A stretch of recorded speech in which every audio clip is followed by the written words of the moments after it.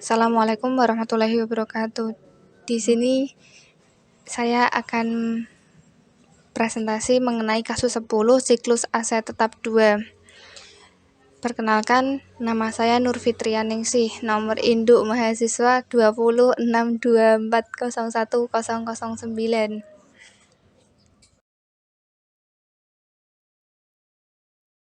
Subsistem aset tetap di Jim & Clean.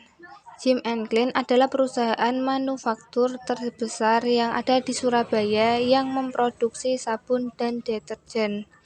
Pada tahun 2012, Jim & Clean meningkatkan jumlah produksi dari sabun sebelumnya sebesar 140% menjadi 2,3 juta unit produksi. Sebagian besar berasal dari promosi pengiriman produk konsinyasi yang inovatif dan agresif, seperti pelanggan yang menerima brosur produk spesial setiap minggunya. Pelanggan dapat menelpon untuk memesan sabun dan deterjen yang dijamin akan dikirim oleh Jim & Clean dalam waktu 2 jam.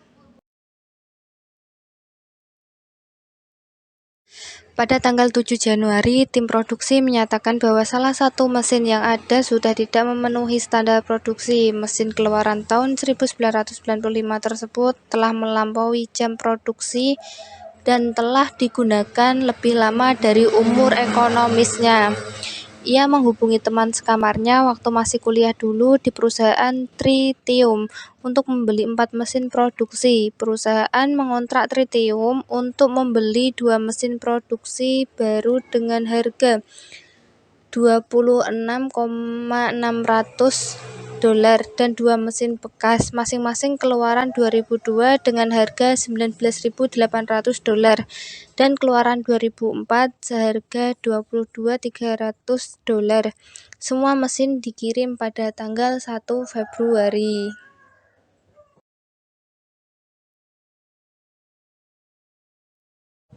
Mesin yang lama ditukar tambah seharga $4.000 dengan mesin yang baru tersebut. Perusahaan mengirimkan pesanan pembelian untuk mesin tersebut ke perusahaan Tritium pada tanggal 9 Januari. Perusahaan Tritium kemudian mengirimkan salinan faktur tersebut ke Jim & Clean. Mesin tersebut dikirim pada tanggal yang sudah disepakati dengan satu salinan faktur. Jim & Clean memperbarui utang dagang dan kemudian menyusun laporan ringkasan transaksi yang dikirimkan ke sistem pengeluaran kas. Perusahaan menggunakan metode penyusutan garis lurus untuk menghitung ekonomis dari masing-masing mesin produksi tersebut. Perusahaan menggunakan kebijakan berbeda untuk mesin baru dan mesin lama.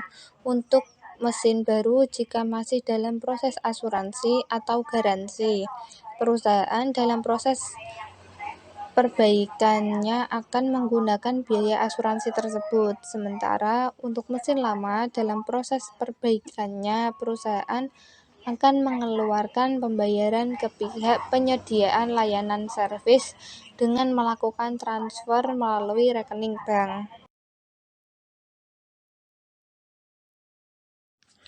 Diagram arus data, flow diagram DFD.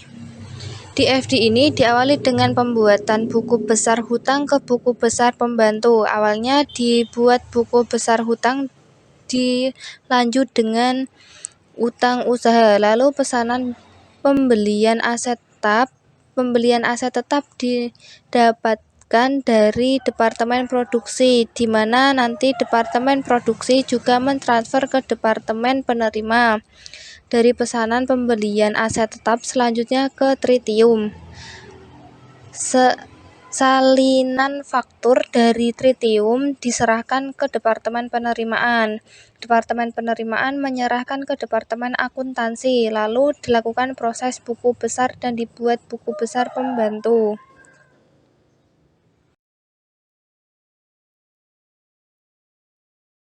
Yang terakhir yaitu flowchart. Pertama, pada bagian produksi, perusahaan melakukan inovasi yang membuat peningkatan jumlah produksi. Lalu tim produksi melakukan penilaian mesinnya, dari situ ditemukan mesin yang sudah tidak layak pakai. Lalu tim produksi membuat daftar mesin-mesin yang akan dibeli. Daftar tersebut diberikan kepada vendor untuk membuat pesanan. Vendor mengeluarkan vektor penjualan dan melakukan pengiriman pada departemen penerimaan. Menerima aset tetap, lalu mengupdate buku besar dari sistem pengeluaran kas. Setelah aset tetap diterima, Departemen Penerimaan mengupdate data buku besar dan sistem pengeluaran kas. Setelah aset tetap diterima, Departemen Penerimaan mengupdate daftar aset yang dimiliki. Lalu tim produksi akan membedakan mesin baru dan mesin lama. Mesin baru jika rusak akan diasuransikan, mesin lama akan diservis, dan kemudian pembayaran akan dilakukan lewat transfer bank.